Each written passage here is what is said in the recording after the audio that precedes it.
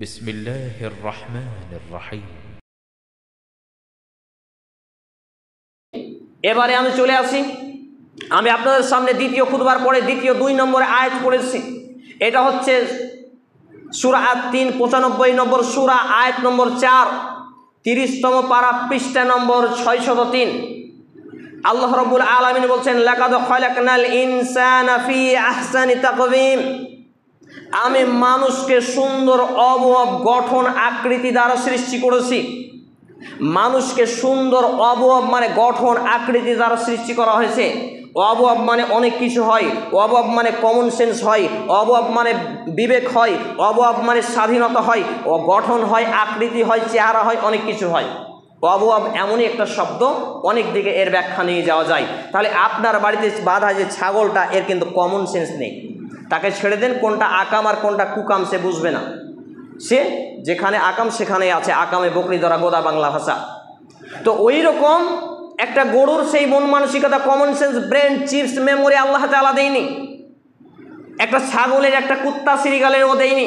তবে আমার এবং আপনার মধ্যে আল্লাহ রাব্বুল আলামিন একটা মেধা দিয়েছেন, কমন সেন্স দিয়েছেন, বিবেক দিয়েছেন, মেমোরি দিয়েছেন, যেটা আমি এবং আপনি ভালো এবং মন্দ যাচাই করতে পারি।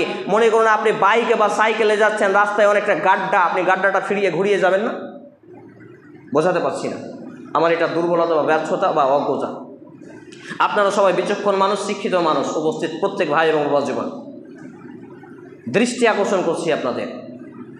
আমরা যখন মাছ দিয়ে ভাত খাই, কাঁটা ফেলে তো খাই নাকি? মাছ দিয়ে যখন ভাত খাই, কাঁটা ফেলে খাই না কাঁটা সমেত খাই? গলায় লেগে যাবে বলে কাঁটা সতর্কতার সহিত একটু একটু করে গলায় যাতে না লেগে যায়, কত যতনে ছেলে মেয়েকে যখন মাছ বেছে দেন, কত সতর্কতার সহিত। ইসলাম এমনই একটা জীবন বিধান, এখানে একটা কথা বলবেন, এখানে একটা কাজ করবেন, এখানে একটা পা ফেলবেন, এখানে যা কিছু করবেন তার জন্য আপনাকে খুব সতর্কতা অবলম্বন করতে হবে। সুবহানাল্লাহ। কিন্তু আমরা কি পেরেছি? আমরা পেরেছি? এটা না পারার কারণ ধর্মীয় জ্ঞান, ধর্মীয় শিক্ষা, ইসলামী শিক্ষা আমাদের মধ্যে নেই। আজকে প্রায় যুব সমাজ এই অ্যান্ড্রয়েড মোবাইলের মাধ্যমে ডুবে নেই। অ্যান্ড্রয়েড মোবাইলে একদল পাগলাগুলো ধরেছে এইভাবে, মার মার মার মার মার। আমি প্রথম বুঝতে পারতাম না, সাইকেল নিয়ে খুতবা দিতে, বক্তব্য দিতে যখন যেতাম বিভিন্ন জায়গায়, তাই ভাবছি হয়তো আমাকে মার মার বলছে নাকি।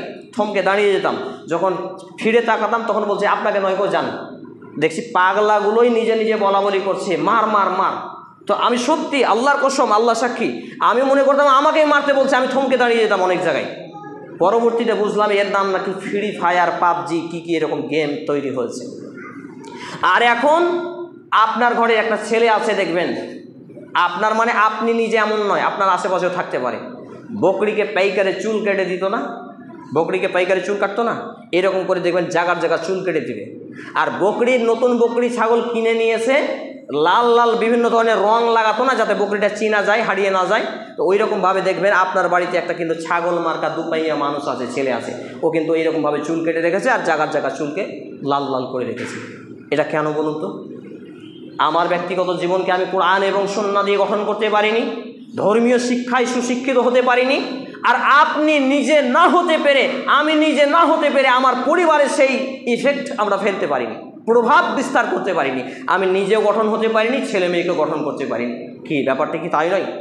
যেই যুবকদের দিয়ে 313 জন সাহাবী নিয়ে আল্লাহর নবী মুহাম্মদ সাল্লাল্লাহু আলাইহি সাল্লাম 1000 জন কাফেরকে জাহান্নামের দরজায় পৌঁছে দিয়েছেন, আর আজকে আমরা এই সব যুবকরা ফ্রি ফায়ার, পাবজি, টিকটক, ভিগো, শেয়ার চ্যাট আর রিল ফিল আর কত নম্বর আছে মাথায় মুখস্থ করা সম্ভব হয় না, এইগুলো দিন রাত মেতে আসে। আর এর মধ্যে একটা বড় ফিতনা হচ্ছে মনিটাইজেশন, এখান থেকে আর্ন করা, উপার্জন করা। এটা হারাম, শুনে রাখুন।